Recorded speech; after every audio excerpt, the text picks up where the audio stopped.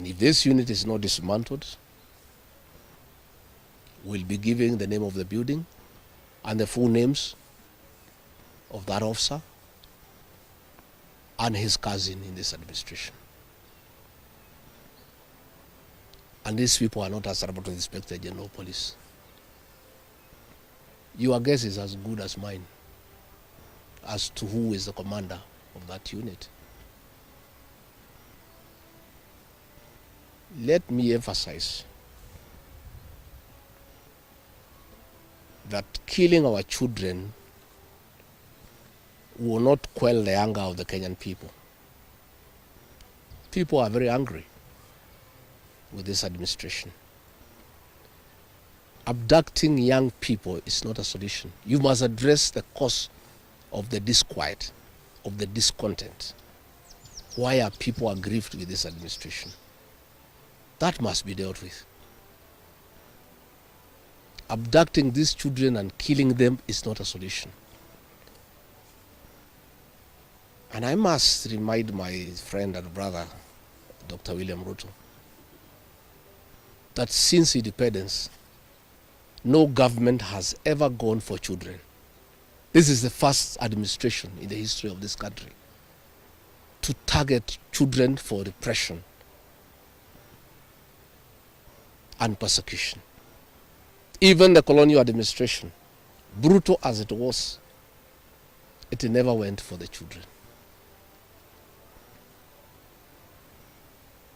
And the question the president must address is simple. Why has everybody turned against you and the administration in only 2 years? That is what you need to interrogate, instead of persecuting these children. Again, he must understand the law of nature. Nature abhors vacuum.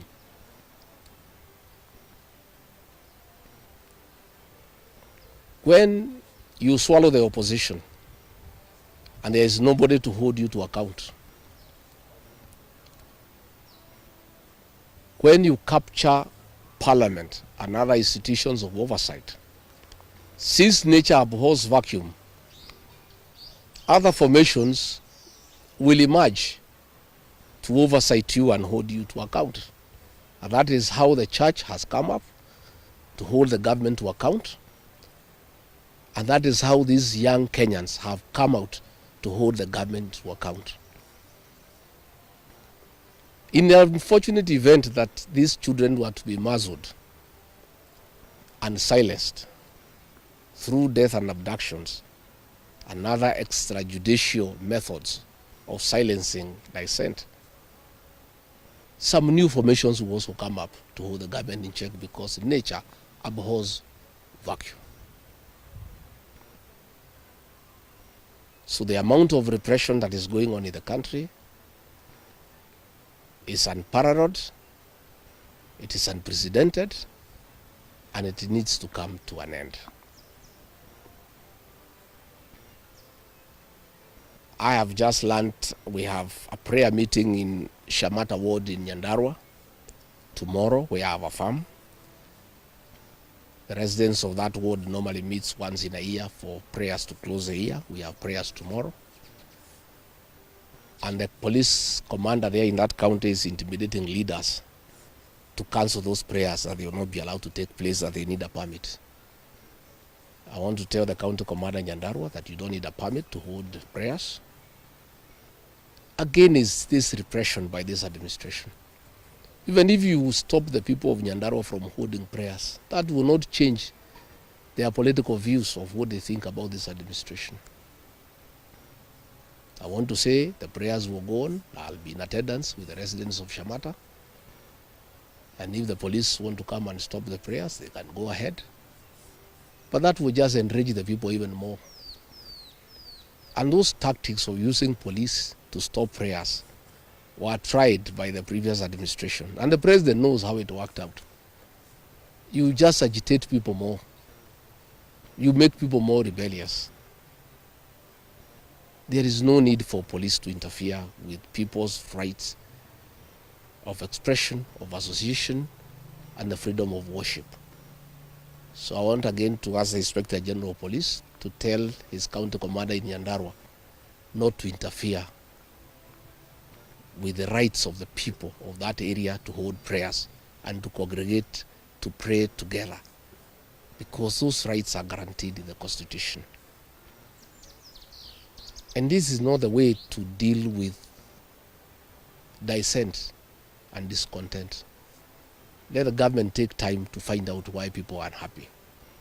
Why are people so discontented with this administration? But try to stop people from meeting, from congregating, will not solve any problem. It will just magnify an already bad situation. And I can tell them it will not work. It's an exercise in futility. So good people, I just wanted to make those remarks about abductions, and I can answer one or two questions. Whether Uhuru is going to Ruto, I don't have such information. But I have said many times, the people of this region don't follow leaders. It's leaders who follow the people. I don't follow anybody myself. I only follow the people.